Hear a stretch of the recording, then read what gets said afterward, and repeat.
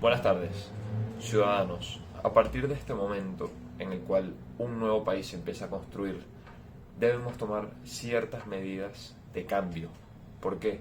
Porque a pesar de que el gobierno anterior fue un gobierno que nos hizo daño en todos los sentidos, también nos hizo daño en lo personal, pero no en lo personal por las tristezas o los llantos que pudimos haber tenido, sino en las manías y en los nuevos hábitos que adquirimos.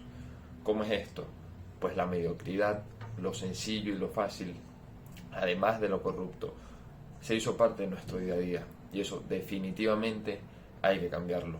Nosotros, el nuevo ejecutivo, decidimos armar ciertos planes, uno en lo económico, uno en lo político y uno en lo social, basándonos en el concepto de reingeniería de la administración en sus nuevos aspectos. Entonces, yo principalmente les expondré los primeros puntos acerca de una reingeniería en lo social, basándonos en que hay que mejorar ciertos aspectos en los que sencillamente el gobierno anterior falló. El primero de estos puntos es la eliminación de los bonos por parte del Estado. Bien es sabido que las ayudas o el sencillamente dar dinero de gratis del Estado a los ciudadanos genera gente vaga, gente que no quiere trabajar y gente que va a querer vivir de eso. Por esto decidimos quitar estas ayudas. Segundo, abolir todas las misiones que pudo haber creado el ejecutivo anterior. ¿Esto por qué? Porque sencillamente no funcionaban, incluyendo la misión vivienda. En este nuevo gobierno no se regalará ningún apartamento a ninguna persona. Tendrán que trabajar para conseguir lo que ustedes quieren tener, porque el trabajo también origina dignidad, y esto es lo que hay que buscar en esta etapa del nuevo país. Además, la mayoría de las viviendas que realizó el ejecutivo anterior no están planificadas ni tienen ciertos aspectos que deberían tener, como por ejemplo aguas negras, estacionamientos. Para prueba de ello, en la avenida Libertador de Caracas hay ciertas estructuras de esta misión vivienda que no tiene sentido hacerlas en ese lugar. Por tercero, la educación, principalmente en el sector público, que se vio muy afectada, no estará adoctrinada ni con ideales de ningún tipo. Será laica también. Además, el Estado va a otorgar un capital de inversión a ciertos planteles educativos para que se puedan restablecer, ya que, como es bien sabido, la educación fue algo muy perjudicado en el anterior gobierno. No había profesores en las escuelas, no había quien atendiera a un grupo de niños en un preescolar. Por ende, el Ejecutivo se comprometerá con las instituciones principalmente públicas a recuperar la educación en los niños. Como cuarto punto, esto tiene que ver más con los medios de comunicación. Se clausurarán por completo los medios que se prestaron para el ejecutivo anterior, llámese Venezolana de Televisión, llámese Globovisión, por ejercer un periodismo dantesco, un periodismo irresponsable y sencillamente por no mostrar la realidad a un país que tanto lo necesitaba, por venderse también al diablo en vez de estar con sus ciudadanos que el día a día estuvieron ahí, se sintonizaban, pero sencillamente pues decidieron venderse. Por esto se clausurarán automáticamente todos los canales del Estado. Sé que causará desempleo, pero es un desempleo, digámoslo, no bueno, pero sencillamente esas personas que sabían el mal que estaban haciendo decidían salir a dar la cara todos los días por su gobierno. En el siguiente punto, a los vehículos que no tienen placas no se les permitirá circular por las principales vías del país, además los que tengan desperfectos que pudiesen perjudicar la vida de los otros conductores al momento de andar por las vías de Venezuela. Los militares, funcionarios públicos y personas en general que hayan sido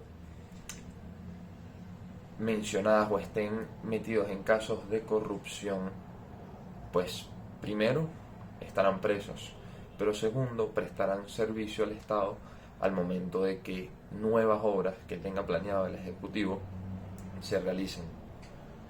En el sector público, llámese ministerio, llámese SAIME, todo lo relacionado al Estado, se quitarán todas las imágenes referentes a Hugo Chávez y a su revolución, se quitarán todas las imágenes referentes a los próceres que glorificó el anterior gobierno, ya que solo nos debemos a un Dios y a Él únicamente debemos darle nuestras plegarias, no creer en falsos mesías y en personas que sencillamente fueron eso, personas.